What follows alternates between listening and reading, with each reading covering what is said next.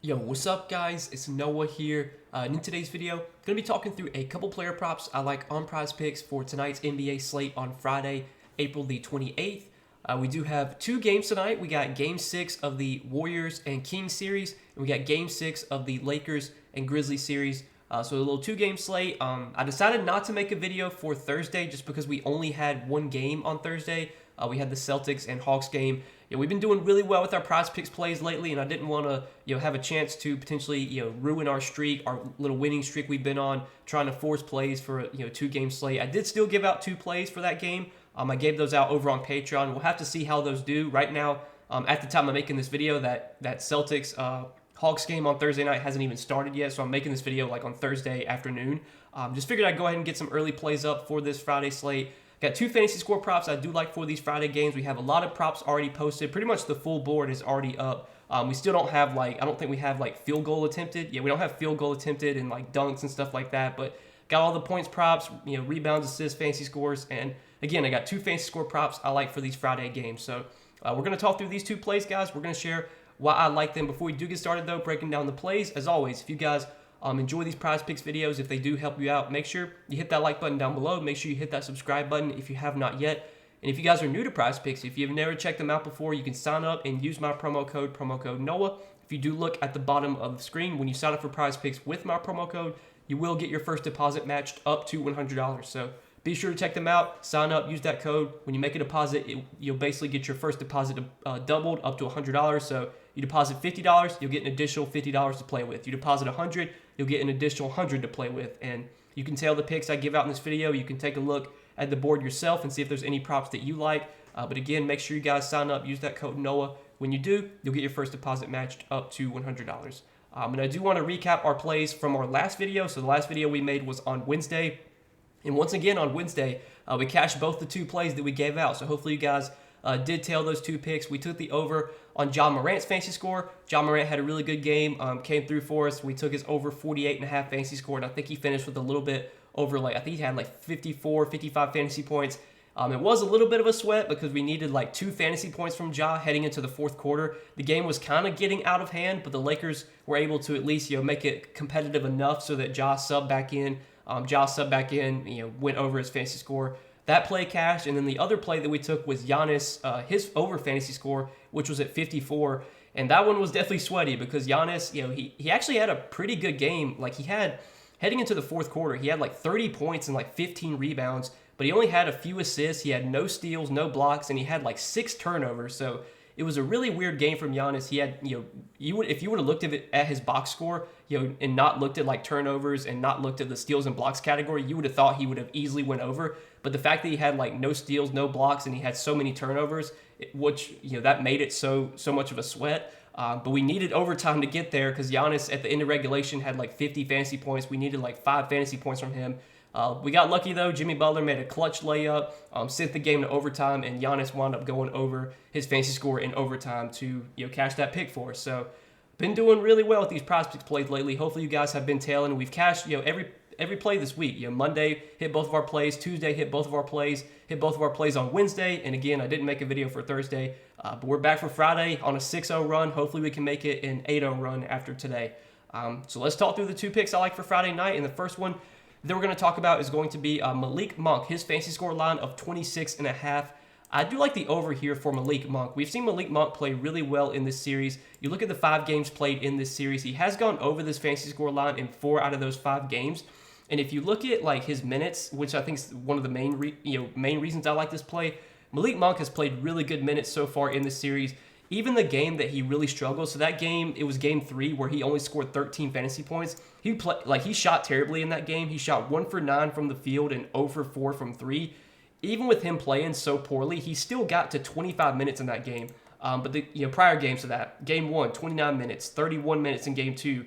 Then he played 25 minutes in game 3, the game that he really struggled in. And then the last 2 games, 28 minutes and 29 minutes. So Malik Monk has played at least 28 minutes in 4 out of the 5 games in this series. And even though he does come off the bench, we can usually expect Malik Monk to play about 26 to 28 minutes a night.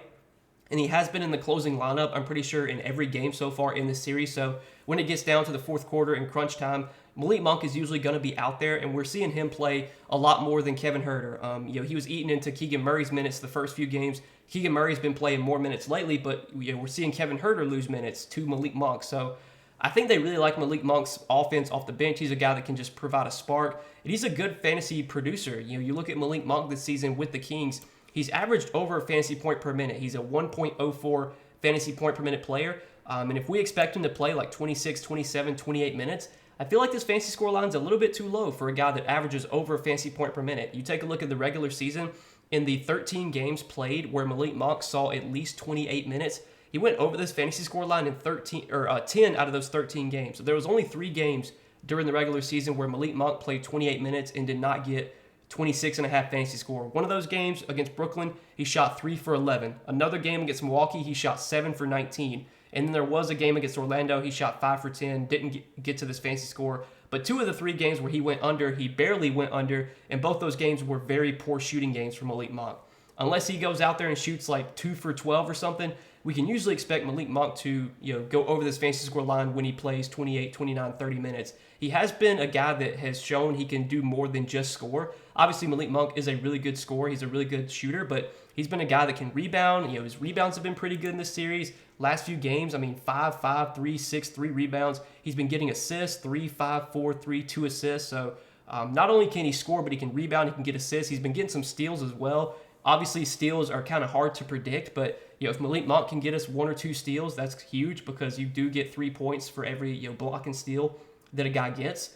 But I think this fantasy score line on Malik Monk is a little bit too low. I think it should be closer to 30 if we expect him to play 28, 29, 30 minutes, which given that he's done that in 4 out of the 5 games in this series, I'm just going to assume we're getting 28, 29, 30 minutes from Malik Monk here. So I like the over 26.5 fantasy score for Malik Monk as our first play for today. And then the other play that I like in the other game, I want to talk about Jaren Jackson Jr.'s fantasy score. This line sits at 37.5. And I've been looking at his lines a lot in this series. His lines have kind of fluctuated from game to game. I'm pretty sure last game, Triple J's fantasy score line was 42. And it got bumped down to 37.5 today, which it's way too low here. This is probably my favorite play right now, just kind of first look. This line just is way too low for Triple J. You look at so far in the series, he's only gone over this line in 3 out of 5 games. But last game obviously came up just short, lost by the hook, lost by 0.5. He also got subbed out a little bit early last game because it was sort of a blowout. I think he subbed out with like 2 minutes left. So, if he plays out those final 2 minutes, he probably gets 1 fantasy point, goes over last game. But you take a look at Triple J this season as a per minute producer. Triple J is a very, very good per minute producer, and especially with Prizepicks fantasy score system, we know that Jaren Jackson Jr. is one of the best guys at getting steals and blocks. So obviously, on Prizepicks where you get 3 points for every block and steal, it's going to favor Triple J with how he racks up fantasy points. He can have games where he gets 4 or 5 blocks. He can have games where he gets 3, 4 steals. He can get you like 20 fantasy points alone just from defensive stats. But this season, Triple J has averaged 1.36 fantasy points per minute. So he's been a very, very good per minute producer. The minutes during the regular season kind of fluctuated for him. Like some nights he would play 30 minutes, some nights he played 25, 26. So far in the playoffs, Triple J has been playing really big minutes. You look at so far in this series, Game 1 played 37 minutes, Game 2 played 40 minutes, Game 3, which was his worst game in this series, he played 32 minutes. Game 4, which went to overtime, he played 47 minutes. And then last game, even while getting subbed out a few minutes early because of blowout, Triple J still played 38 minutes last game. So he's played at least 37 minutes in 4 out of the 5 games in this series.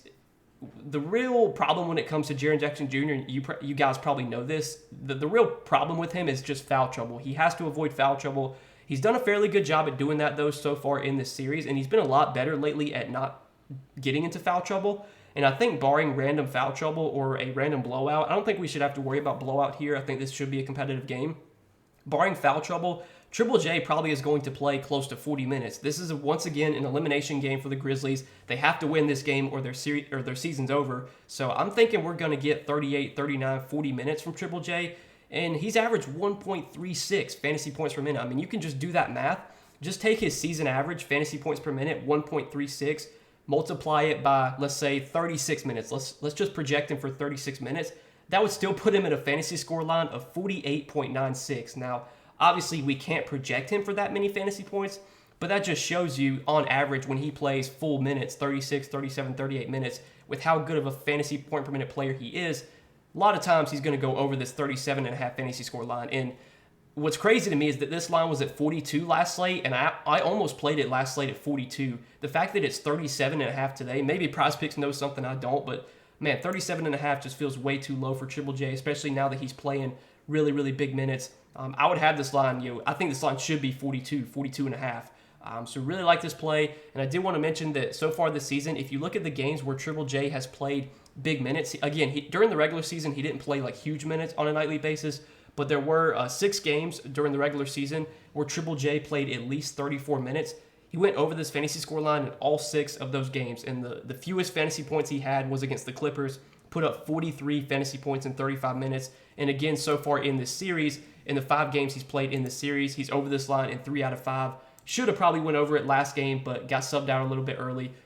Lost by 0.5. Really, the only bad game he's had was Game 3, and I don't even know what happened in Game 3. I think he had 6 turnovers. He just didn't have the greatest game overall.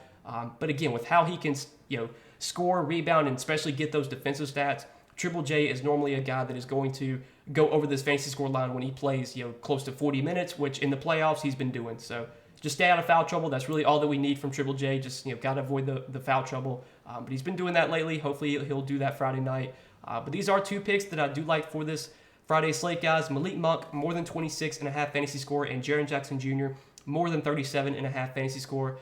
Been doing really well with these Prizepicks plays lately, guys. Hopefully you've been tailing. We've cashed every plays, or all 2, both of our plays we've cashed so far every day this week, Monday, Tuesday, Wednesday, and hopefully Friday. After Friday, we'll be 8-0 this week.